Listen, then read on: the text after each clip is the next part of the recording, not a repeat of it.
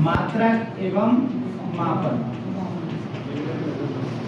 हाँ unit and measurement. इस part में हम पढ़ेंगे भौतिक राशियां किसे कहते हैं, भौतिक राशियों के प्रकार, types of physical quantity and मात्रक, इनको मेजर किस प्रकार किया जाता है और मात्रकों की पद्धति क्या क्या है। फिर बाद में त्रुटि, सार्थक अंक और त्रुटियों से संबंधित कुछ न्यूमेरिकल है। फिर विमाय और विमीय सूत्र और विमीय सूत्रों से संबंधित कुछ न्यूमेरिकल। तो सबसे पहले आते हैं भौतिक राशियां। कि भौतिक राशियां कहते हैं किसे, फिजिकल क्वांटिटी। तो बहुत ही सीधी परिभाषा है भौतिक राशियों की। भौतिक राशि वे राशि जिन्हें मापा या तोला जा सकता है, मतलब उनको मेजर किया जा सकता है किसी भी प्रकार। तो वो सारी की सारी क्वांटिटी क्या कहलाएगी, भौतिक राशियां जिन्हें मापा या तोला जा सकता है।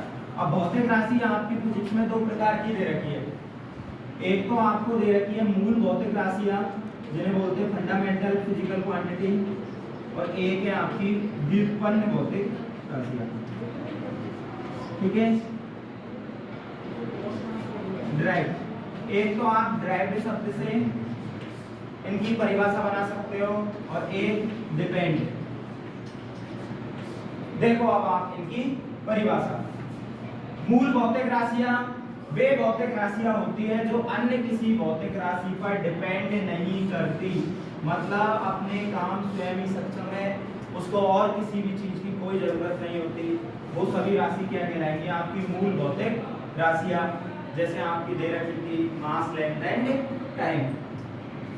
मास, लेंथ एंड टाइम द्रव्यमान, समय और लंबाई, ये आपकी मूल भौतिक राशि मानी गई थी।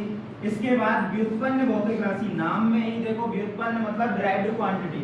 एक तो परिभाषा इससे ही निकल सकती है कि वे भौतिक राशियां जो मूल भौतिक राशियों से ड्राइव्ड की जाती है, मतलब उनसे उत्पन्न की जाती है, वो व्युत्पन्न भौतिक राशियां कहलाएंगी। और एक डिपेंड शब्द पर, डिपेंड शब्द पर कैसे, व्युत्पन्न भौतिक राशियां वे भौतिक राशि होती है जो अन्य भौतिक राशि पर निर्भर करती है, मतलब डिपेंड करती है। तो इसकी परिभाषा बनाना चाहे दोनों एक साथ तो आरामी से बनेंगी। व्युत्पन्न भौतिक राशियां वे भौतिक राशियां होती है जो मूल भौतिक राशियों पर निर्भर करती है या उनसे ही व्युत्पन्न की जाती है, आपकी कहलाएगी व्युत्पन्न भौतिक राशियां। जिसमें और सारी भौतिक राशियां जो इस पर एग्जांपल में आती है, जैसे वेग है। अब देखो आप, वेग का फॉर्मूला होता है विस्थापन बटा समय। तो देखो विस्थापन बटा समय, विस्थापन आपकी एक प्रकार की लंबाई है, दो बिंदुओं के मध्य की न्यूनतम दूरी है। तो दूरी मतलब लंबाई, लंबाई का मात्रक। तो देखो लंबाई क्या है आपकी, मूल भौतिक राशि, और समय आपकी मूल भौतिक राशि। तो दोनों देखो मूल भौतिक राशियों से व्युत्पन्न की जा रही है। कौन देखे, जब तो आ रही है वेग, वेग की जगह हम त्वरण लेते, तो देखो त्वरण में आ जाता वेग बटा समय, तब भी ये बल लेते मास इनटू एक्सीलरेशन, तब भी आपका यही आता। तो हमने पढ़ा भौतिक राशियां वे राशियां जिन्हें नापा या तोला जा सकता है, भौतिक राशियां कहलाती है। फिर उसके बाद ये दो प्रकार की होती है, मूल भौतिक राशि और व्युत्पन्न भौतिक राशि। इसके बाद हमें जरूरत पड़ती है मात्रक की। तो मात्रक की क्यों जरूरत पड़ी, क्योंकि भौतिक राशियों को मापन के लिए नियत किए गए मान को हम क्या बोलते हैं, मात्रक। कि इनके किसी भी राशि है, देखो अभी मैंने आपको नॉर्मल 2 लिखा है, तो हम केवल और केवल इसको यही जानेंगे कि ये एक अंक है। जैसे ही मैं इसके पीछे मीटर लगा दूं तो आप सब समझ सकते हो कि ये क्या हो गया, लंबाई है। इसकी जगह मैं 2 के साथ केजी लिख देता तो आप बता देते सर ये द्रव्यमान है। इसकी जगह मैं आपको सेकंड लिखता तो आप बता देते सर ये समय है। मतलब किसी भी भौतिक राशि की पहचान के लिए जो मान हमने नियत किया गया था उसे हम क्या बोलते हैं, मात्रक। मात्रक भी सेम टू टाइप के थे। 2 टाइप कौन कौन से, एक तो मूल मात्रक और एक व्युत्पन्न मात्रक। तो मूल मात्रक क्या होते हैं, बहुत सीधी परिभाषा, मूल भौतिक राशियों के मात्रक मूल मात्रक कहलाते हैं और व्युत्पन्न भौतिक राशियों के मात्रक व्युत्पन्न मात्रक कहलाते हैं। अब देखो मूल और भौतिक आ गए, मात्रक आ गए, लेकिन अब मात्रकों की खोज स्टार्ट हुई कि हमें लंबाई का मात्रक क्या रखना है, समय का मात्रक क्या है, द्रव्यमान का मात्रक क्या है।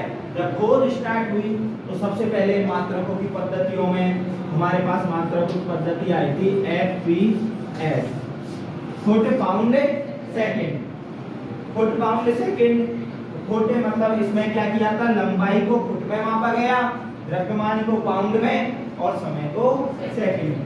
ये पद्धति ज्यादा नहीं चली क्योंकि लंबाई को ज्यादातर यूज में, फुट में ज्यादातर यूज लेते नहीं है। फुट में ओनली जो मिस्त्री कारीगर है वही इसको यूज में लेते हैं। हमें माना कि कोई छोटी दूरी नापनी हो तो हम इसमें कर ही नहीं सकते, गणितीय संक्रिया तो हो ही नहीं सकती फुट से, तो ये पद्धति इतनी ज्यादा दिन नहीं चली।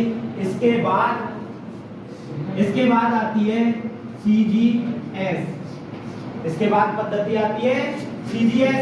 तो CGS में देखो लंबाई को तो नापा गया था सेंटीमीटर में, मास को नापा गया था ग्राम में और समय को मापा गया था सेकंड में।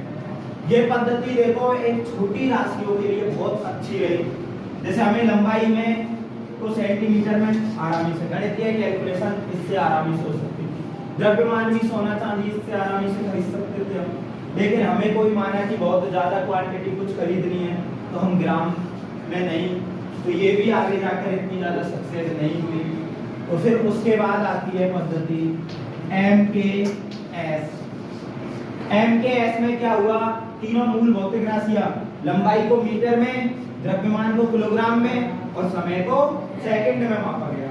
इसमें क्या हुआ, वैसे तो इसको भी यदि इनके ही आधार पर देखा जाता तो ये पद्धति भी ज्यादा नहीं चलती, क्योंकि मीटर से भी हम बड़ी दूरियां नहीं नाप सकते और ना ही छोटी माप सकते।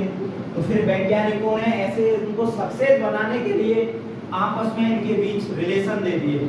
रिलेशन कैसे, मीटर को सेंटीमीटर में कन्वर्ट किया जा सकता है और बड़ा नापना है तो मीटर को किलोमीटर में कन्वर्ट किया जा सकता है। ऐसे ही मास को ग्राम में चेंज किया जा सकता है और किलोग्राम में भी चेंज किया जा सकता है।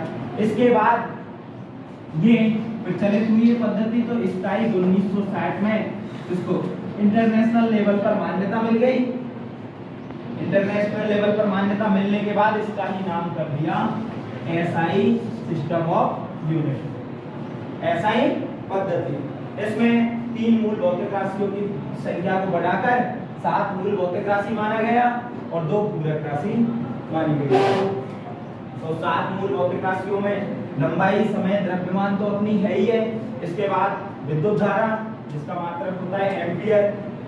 इसके बाद तापमान, तापमान का मात्रक केल्विन, पदार्थ की मात्रा मोल और ज्योति की तीव्रता केल्विन। इसके बाद 2 पूरक मात्रक ठोस कौन और समतलीय कौनों के लिए रेडियन और मिस्टर रेडियन उनके मात्रक रखे।